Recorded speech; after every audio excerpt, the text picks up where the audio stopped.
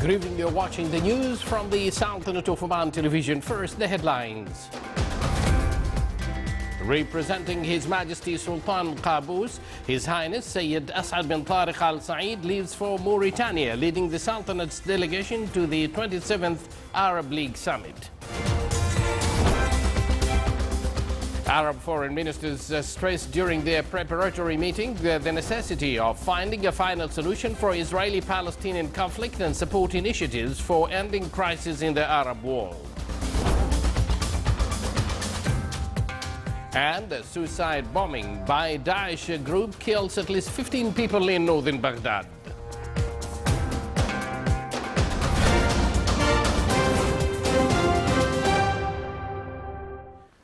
Live from the news center of the Sultanate of Oman television, here we present to you tonight's news bulletin.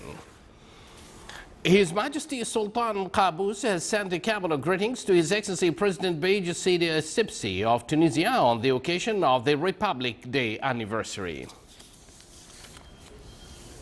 Representing His Majesty Sultan Qaboos, His Highness Sayyid As'ad bin Tariq Al Said left the Sultanate today for the Islamic Republic of Mauritania to lead the Sultanate's delegation to participate tomorrow in the 27th Arab League Summit 2016. His Highness Sayyid As'ad bin Tariq Al Said was seen off by His Excellency Sheikh Abdul Malik bin Abdullah Al Khalili, Minister of Justice, His Excellency Dr. Ali bin Masoud Al Sinadi, Minister of Commerce and Industry, His Excellency Sheikh Saad bin Mohammed Al Mardouf Al Saadi, Minister of Sports Affairs, His Excellency the Acting Charge d'Affaires at the Embassy of Mauritania to the Sultanate, and His Excellency Saif bin Mohammed Al Abri, Secretary General at the Office of His Majesty's Representative.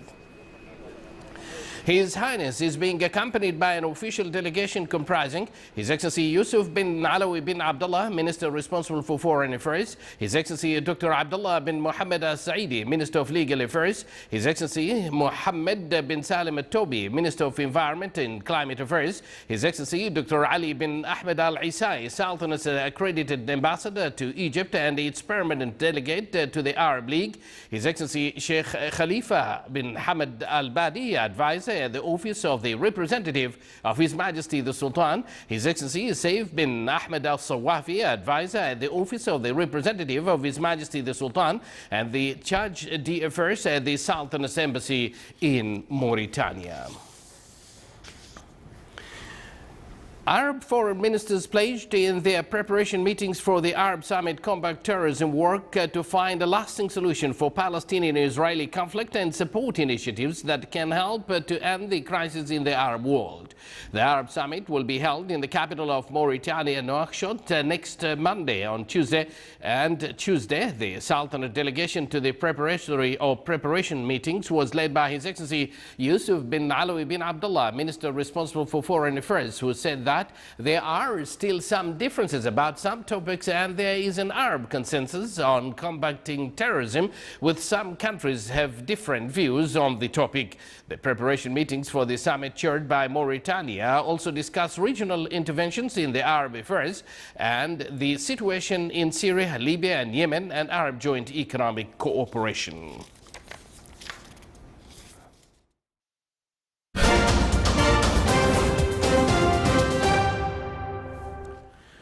German police said that the teenager who shot dead 9 people in a gun rampage in Munich was obsessed with mass killers like Norwegian right-wing fanatic Anders Bernrich Breivik and had no links to the Daesh group. Europe reacted in shock to the third attack on the continent in just over a week after 18-year-old David Ali Sanders went on a shooting spree at a shopping center on Friday in what appears to have been a premeditated attack before turning the gun on himself. Officials said Sandboy, a German-Iranian student, had a history of mental illness.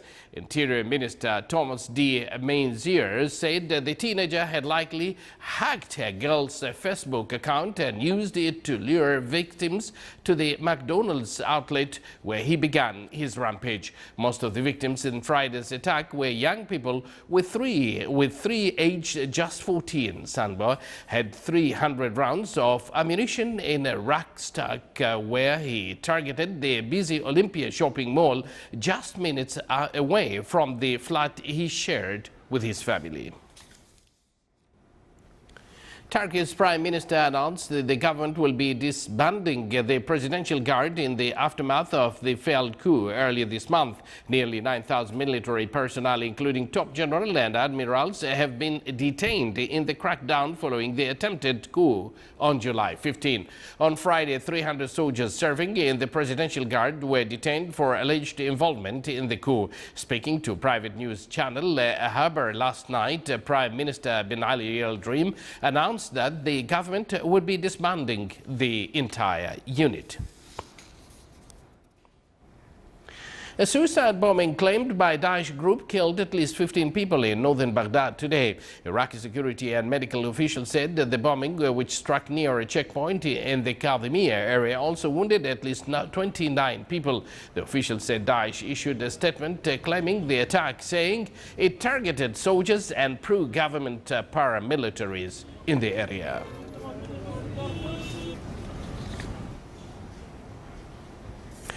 Kabul was plunged into mourning today after the deadliest attack for 15 years killed 80 people and left hundreds maimed, reigniting concern the Daesh group was seeking to expand its foothold in Afghanistan.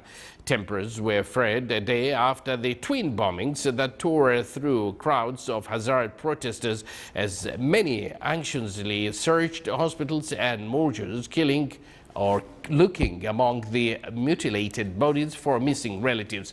The bombings occurred as thousands of Hazara protesters had gathered to demand that a multi-million-dollar power line pass through the electricity-starved province of Bamiyan, one of the most deprived areas of Afghanistan. The devastating attack in the capital represents a major escalation for Daesh group, which so far has largely been confined to the eastern province of Nangarhar, where they are known for brutality, including beheadings. The Afghan government is currently in the middle of an operation backed by NATO airstrikes against Daesh group in Nangarhar after Ghani earlier this year claimed that the group had been defeated. Syrian opposition activists said that the government air raids struck 5 medical clinics today in the northern province of Aleppo, where violence has intensified in recent weeks. The International Committee of the Red Cross tweeted after reports of the air raids on the provincial capital of Aleppo and the nearby town of Atareb that more hospitals hit in Aleppo this morning. Rival sides in Syria's 5-year conflict have targeted hospitals and clinics in the past, mostly in the country's north. The Britain-based Syrian Observatory for Human Rights said the 4 clinics are now out of service in the city of Aleppo, as well as 5th in the town of Atareb, just west of the city. You're watching the Sultanate of Oman television, and still to come in our news bulletin. Glorious Renaissance Day celebrations continue in a number of the governorates in the Sultanate.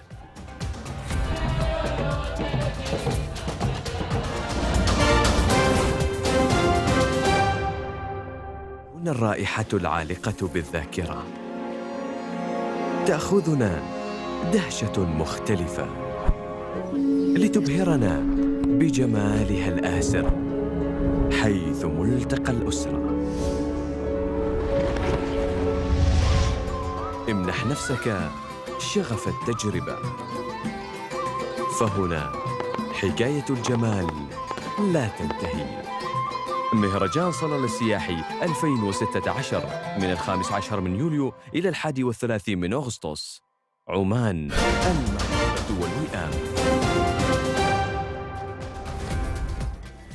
Welcome back to the news from the Sultanate of Oman television. 83% of Omanis are living in houses they own. These came in the result of a survey on favorite types of residences for Omanis loans and residential assistance.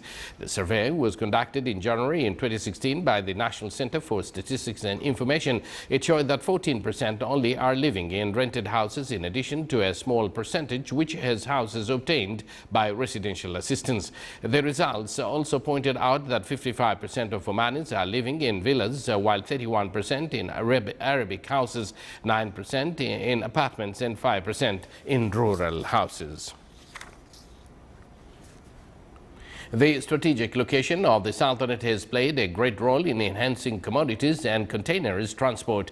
The Omani ships reached various ports of the world and continued in enhancing the commodities transport and commercial exchange at the Arab and international levels. The Sultanate also has given great attention to land transport through the development of main road networks that facilitate the transportation of commodities inside the Sultanate and exporting them to outside the Sultanate, that led to the development of productive and service sectors and enhancing of national economy in the Sultanate. A report issued by the Ministry of Transport and Communications showed that the Sultanate is seeking to raise the capacity of Salalah port from 5 million containers to more than 7 million containers annually through the expansion of the port. The operation movement of the Salalah port has witnessed a considerable growth at it's reached 1,362 ships during the period from January till May of the current year, compared to 800 ships during the same corresponding period last year, with growth rate of 70%. Sohar Port reached 975 ships during the first 4 months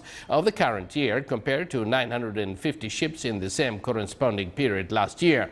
The number of handling containers at the port also witnessed a growth of 21%. Duqm Port also succeeded in last February in exporting 50,000 tons of dolomite, which were extracted from one of the mines near the port. The port also made a number of achievements in the first half of the current year. The Sultanate also crystallizes its comprehensive vision for the development and management of Omani ports in order to enhance its pivotal role in the economic movement to achieve the future goals of Oman 2020. Rejoicing the occasion of the glorious 23rd of July, citizens in the governorate of Al-Dhahira organized a number of celebrations in traditional Omani arts. The celebrations were held in the Wilaya of Yanqul and the Wilaya of Ibri and witnessed the participation of the various society segments who expressed their delight on the occasion. The event included popular Omani songs, arts like Razha, a heritage village, and exhibitions of national handicrafts, as well as horse races. Oman, Love and Harmony is the title of celebration held on the occasion of the Blaze Renaissance Day at Al Marouj Theatre in the Wilaya of Salalah in the Governorate of Dhafar. The celebration was held within the activities of Salalah Tourism Festival. It witnessed the participation of a number of Omani singers with the attendance of Omani singers with the attendance and of their excellencies. The event was presided over by His Excellency Sheikh Saif bin Mohammed Al-Shabibi, Minister of Housing.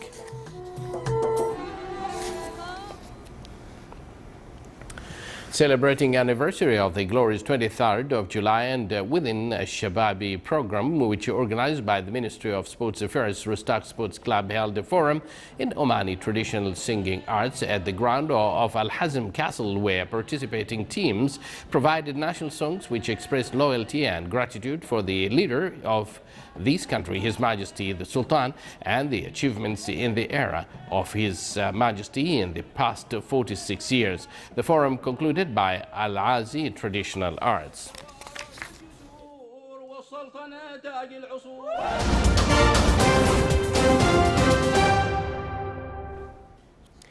An aircraft powered by solar energy left Egypt today on the last leg of the first ever fuel-free flight around the globe. Solar Impulse 2, a speedily single-seat plane, took off from the Cairo en route to Abu Dhabi, its final destinations, with a flight expected to take between 48 and 72 hours. The airplane has been piloted in turns by Swiss aviators André Bourgeois and Bertrand Piccard. It travels at a cruising speed of around 70 kilometers per hour. The journey started in early March 2015 when the plane took off from Abu Dhabi, went through Muscat in Oman. Since then, the 35,000 kilometers trip has seen the plane travel across Asia before making history as the first solar airplane to accomplish an oceanic crossing during the almost 5-day trip from Nagoya in Japan to Hawaii in the summer of 2015.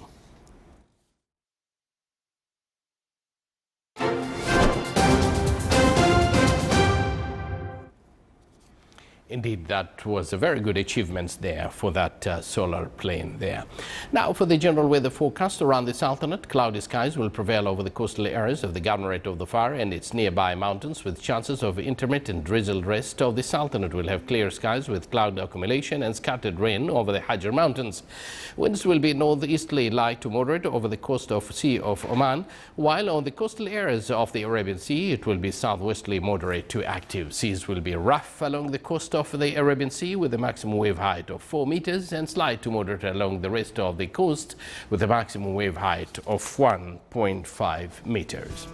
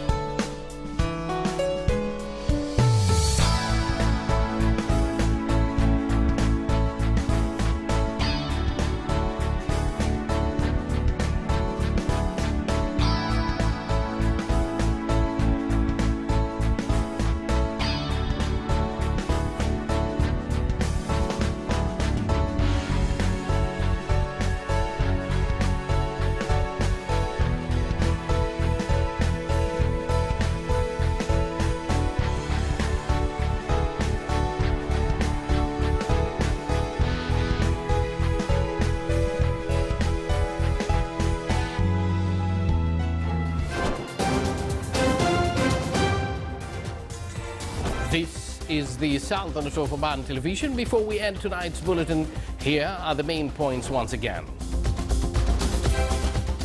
Representing His Majesty Sultan Qaboos, His Highness Sayyid As'ad bin Tariq Al Saeed leaves for Mauritania, leading the Sultanate's delegation to the 27th Arab League Summit. Arab foreign ministers stressed during their preparatory meeting the necessity of finding a final solution for Israeli-Palestinian conflict and support initiatives for ending crisis in the Arab world. And a suicide bombing by Daesh group kills at least 15 people in northern Baghdad.